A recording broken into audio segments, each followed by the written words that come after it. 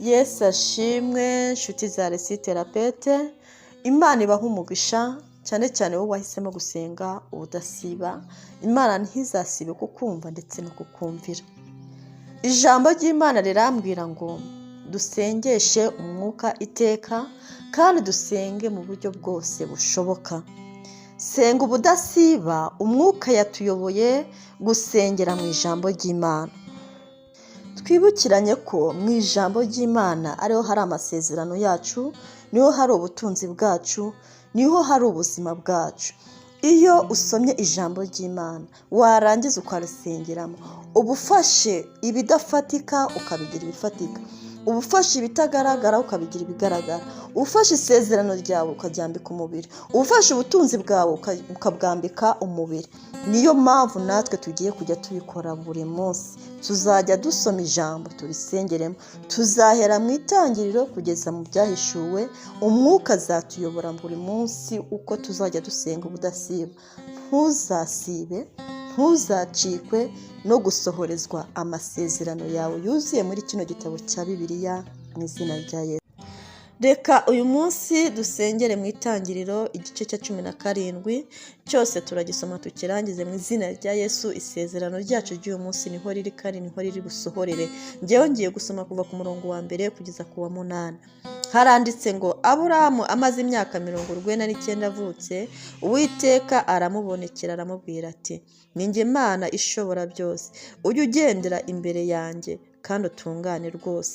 Nanjye ndasezerana isezerano ryanjye nawe, nzakugwiza cyane.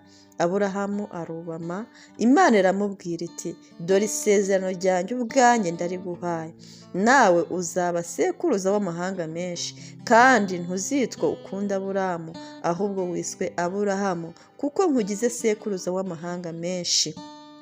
Kandi nzakororotsa cyane, nzatuma amahanga agukomokaho n'abami bazagukomokaho, kandi nzakomeza isezerano ryanjye nawe n'urubyaro rwawe ruzakurikiraho rigeze ibihe byose, ribe isezerano rihoraho, kugira ngo nkubere Imana n'urubyaro rwawe ruzakurikiraho, kandi wowe n'urubyaro rwawe ruzakurikiraho nzabaha igihugu cy'ubusuhuke bwawe, igihugu cy'i Kanani cyose kuba gakondo y'iteka, nanjye nzaba Imana yabo. Amen. Imana ishimwe. Iki gice gifite amasezerano menshi. Haleluya. Isezerano rya mbere Imana iduhaye muri kino gice ni cyo guhindurirwa izina. Imana iguhinduriye izina mwene data. Vuga ngo Imana impinduriye izina. Vuga ngo izina ryanjye rirahindutse. Abantu bakwise amazina, isi yakwise amazina, ubuzima bukwita amazina, ariko hari Imana ije kuguha izina mu izina rya Yesu.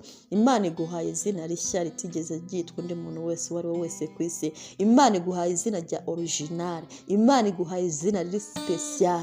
Imana irakwise kuko ni Imana yita amazina mu izina rya Yesu. Imana iguhinduye umunyamunezero ibihe byose. Imana iguhinduye umukire mu gihe wumvaga bitashoboka.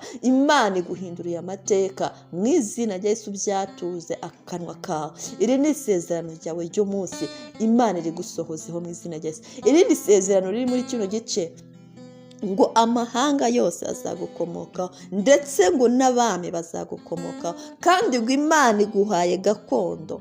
Gakondo urayifite mwene data, ntabwo uri umusuku.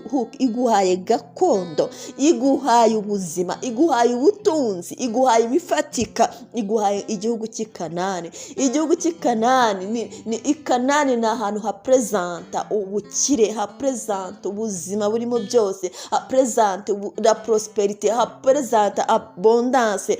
Kanani ni ahantu hari imibereho. Ni nayo mpamvu none ahangaha ugabane Kanani yawe, uvuga ngo Kristo mwiza, kubw'isezerano wasezeranyije Aburahamu, kandi ukamubwira ngo iryo sezerano uzarikomeza ku bazamukomokaho bose, nanjye nkomoka kwa Aburahamu, none iryo sezerano risohoye. Kanani yanjye nyinjiremo, abakomeye bankomokeho, nangire nkomokweho n'abakomeye. Isezerano ryo kubyara abantu bakomeye urarifite.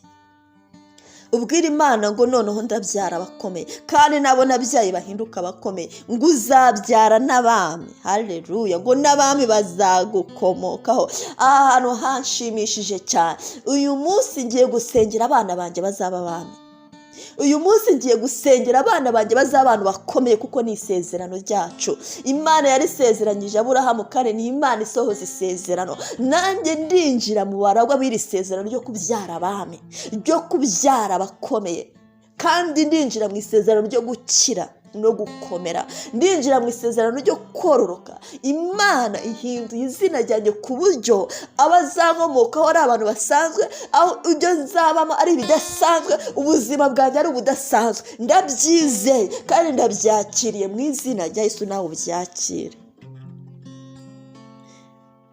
Iri jambo rirampindurira ubuzima, nawe mbabarira riguhindurira ubuzima. Ntusige ukitwa ya mazina, ntusigare ukifite rya zina. Ni wowe wenyine ufite ubushobozi bwo kuvuga ngo Mana sohoza iri jambo. Itangiriro 17 ni isezerano ryo guhindura amazina, nanjye umpindura izina. Uko wahinduye Sarayi ukamwita Sara, uko wahinduye Aburahamu ukamwita Aburahamu, nanjye umpindure. Njyewe umunyamubabaro ngira umunezero, njyewe umukene ngira umukire, njyewe ingumba ume kubyara, njyewe usuzuguritse umpe icyubahiro, njyewe umushomero nk'akazi kadashira, njyewe ukenye umpe Kanani yanjye, njyewe woroheje abami bankomokeho, njyewe uvuga. Tangira wature, senga, fatanya nanjye gusenga. Haleluya. Imana ikwita amazina, nawe wiyita amazina, kandi wicomeka mu isezerano rya Aburahamu. Data ndagushimye kuko uri Imana isohoza amasezerano. Nguhaye icyubahiro kuko icyo wavuze ugikurikirana imyaka ibihumbi n'ibihumbi kugeza gisohoye. Icyo wasezeranyije Aburahamu n'uyu munsi turacyakibonesha amaso yacu. Isezerano wasezeranye na Aburahamu ntabwo ryahagaze. Waravuze ngo ni isezerano rizaba iteka ryose. Waravuze ngo urisezeranyije abazamukomokaho bose. Nanjye nkomoka kwa Aburahamu, muri abo bazamukomokaho, muri abo bana be nanjye ndimo. Isezerano ryo guhindura ubuzima ndarifite, isezerano ryo gukomera ndarifite, isezerano ryo kubyara abami ndarifite, isezerano ryo guhabwa Kanani ndarifite. Iryo sezerano risohore mu buzima bwanjye.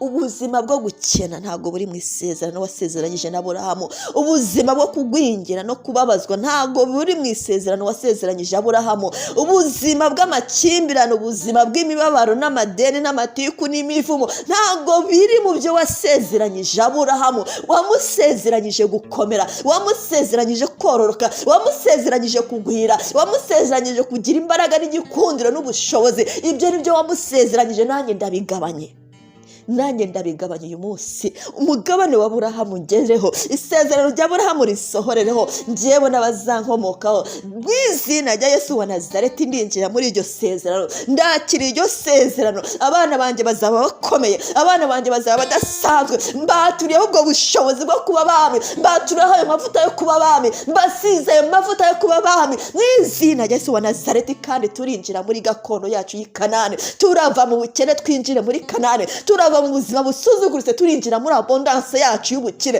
mu izina rya Yesu. Ni isezerano ryacu, ni uburenganzira bwacu. Sobanukiwe neza ku burenganzira bwanjye. Haleluya, haleluya. Ari ubwo gukomera. Ubukene ntabwo ari gakondo yacu.